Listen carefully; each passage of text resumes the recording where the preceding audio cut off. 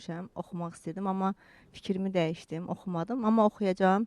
İnşallah gedəcəm gözəl öz doğulduğum torpağa Lənkərana. Orada Talış gözəl, balası bəli, klip də çəkəcəm. Yox, bircə dəqiqə. Danışmısan Ruslanla? Yox, icazə almamışam. Doğrudan icazə almamışsan. Bəlkə danışaq Ruslanla. Olar? İcazəsiz oxuyacağım da, yəni hər şeydən icazə almalı. Boyda xalq mahnılarını oxuyurlar, heç icazə almırlar. Böyük sənətkarların mahnılarını oxuyurlar, icazə almırlar. Ruslan nə vaxtdan sənətkar olub ki, ondan icazə alaq? Necə? Deyirəm, Ruslan nə vaxtdan sənətkar olub ki, ondan icazə alaq? İndi bu dəqiqə. Salam, Ruslan Əbilov. Bəli. Necəsən?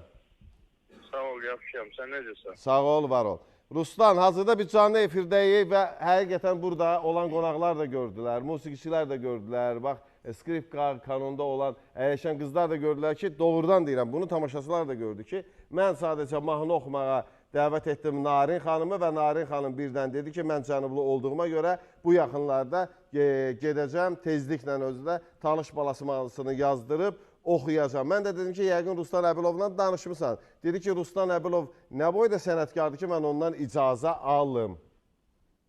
Hətta elə dedi. Bəli. Narin, buyur, eşidir Ruslan səni. Mikail, məni orada xahiş eləyirəm. Boyda o selektor məni işitsinlər. Eşidirlər. Mənə maraqlısı odur ki, nə boyda adamdır ki, mən ondan icazə alım. Bunlar hələ mənim nə boyda olduğumu görüb duya bilmirlər. Görürlər, sadəcə qəbul edə bilmirlər.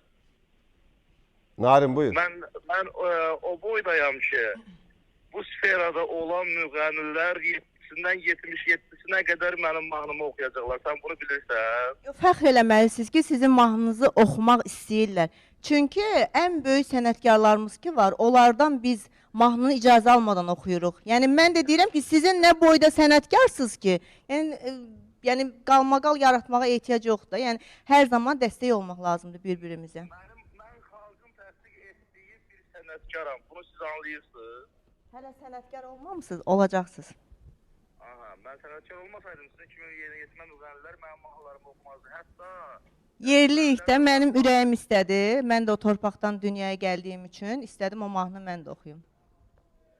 Oxuyun, sadəcə olaraq zəng eləyin, halallığını alın. Mən buna efirlərdən deyirəm ki, mənə zəng eləyənlərə halal olsun, zəng eləməyənlərə haram olsun. Gedib mənim mahnılarıma bu sferada müğənnilər var, populyar müğənnilər. Gedib mənim mahnımla pul qazanırlar, evlərinə aparırlar. Amma zəng eləyib özlərinə sıxışdıra bilmirlər ki, zəng eləyib mahnının sahibindən heç olmasa bir halallıq alaq. Gör nə boyda